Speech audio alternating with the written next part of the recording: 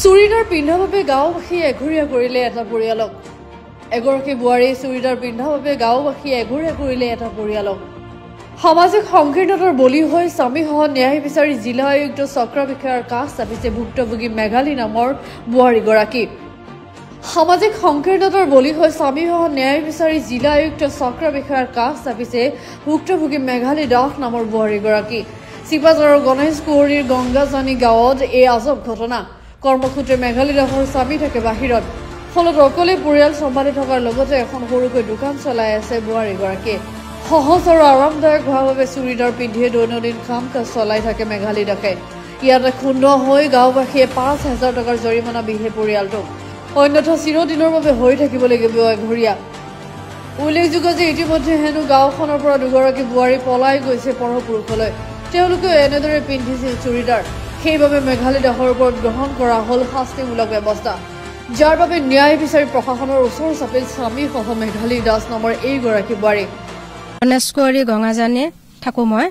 আমাৰ কি হ'ল মানে আমাৰ গাঁৱৰে দুগৰাকী বোৱাৰী মানে দুজন পুৰুষৰ লগত পলাই যায়।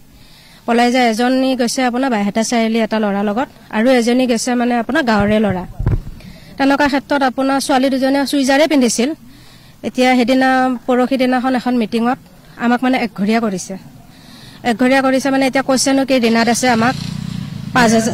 ৰীণা দাস আপোনাক তাৰে হয়, তাই ইয়াতে উঠি আহিছে পঞ্চায়তৰ ওচৰত গণেশ কুঁৱৰী গাঁৱৰ মুখিয়াল মানে এনে মহিলাখিনিৰ লগত মানে তাই অলপমান জড়িত ধৰি লওক যোগাযোগ আছে তেনেকুৱা। আৰু মই ইমান ভালদৰে নাজানো, মই ইয়াতে অহা আজি ৪-৫ বছৰ হৈছে।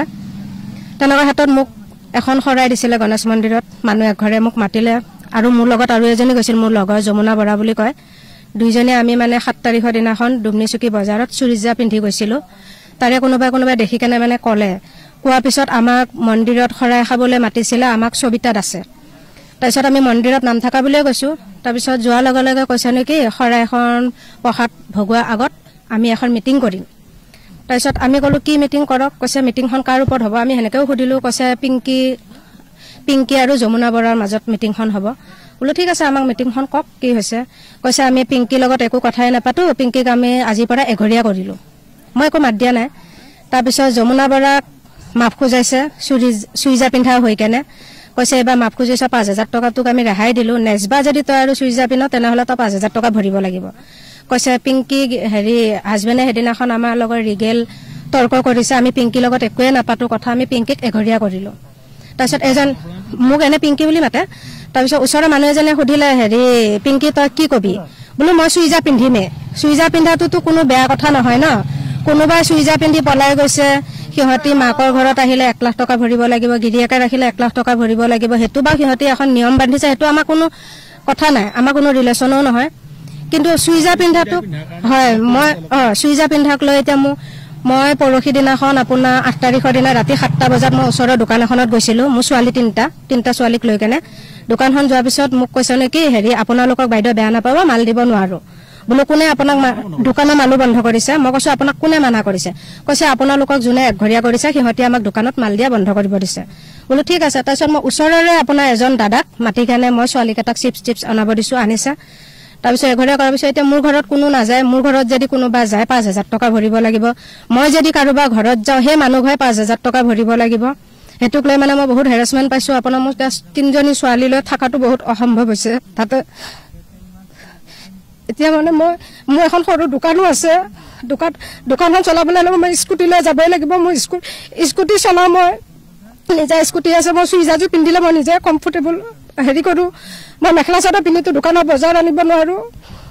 তেনেকুৱা ক্ষেত্ৰত মোৰ ল'ৰা ছোৱালীকেইটাক এতিয়া স্কুলৰ ল'ৰা ছোৱালীও লগ নধৰে। আজি ছোৱালীকেইজনীমান আহিছে, কৈছে তহঁতৰ ঘৰত আমাক গাঁৱৰ মানুহে যাব মানা কৰিছে, তহঁতক এঘৰীয়া কৰিছে, আমি তহঁতৰ ঘৰত নাযাওঁ। মোৰ ডাঙৰ ছোৱালীজনীয়ে কৈছে মায়ে আমি স্কুল নাযাওঁ। বোলো তোমালোকে যোৱাচোন, আমি তাৰ ব্যৱস্থা কৰিম। সেনেকৈ কৈ মই কৈছোঁ। এতিয়া মোৰ ছোৱালী ৩জনীক লৈ মোৰ হাজবেণ্ডো এতিয়া ঘৰত নাথাকে, বাহিৰে ফুৰে, আমাৰ সৰু সুৰা ব্যৱসায় কৰে, আমিতো খাব লাগিব ন। এতিয়া মই এছ পি বাইদেউক দিছোঁ, আৰু মই ইয়াতে চাৰ্কুল অফিচত দিছোঁ, আৰু এখন যাব মোৰ মহিলা আয়োগত যাব, আৰু DC অফিচত দিছোঁ। এতিয়া মোক ন্যায় লাগে, কাৰণ মই 3টা ছোৱালী লৈ থাকোঁ। মোৰ ডাঙৰ ছোৱালীজনী বয়স 12 বছৰ, মাজুজনী বয়স আপোনাৰ 8 বছৰ আৰু এজনী সৰুজনীক মই লৈ আহিছোঁ 6 বছৰ এই তিনিটা ছোৱালী লৈ মই ক'ত যাম কওক মই যদি 5,000 টকা নিদিওঁ বা মই চুইজাটো নেৰোঁ মই গাঁৱৰ পৰাই গুচি যাব লাগিব মই ছোৱালী তিনিটালৈ ক'ত যাম আপোনালোকে কওকচোন সুনীল চহৰীয়াৰ ৰিপৰ্ট গ্লোবেল এনি 24/7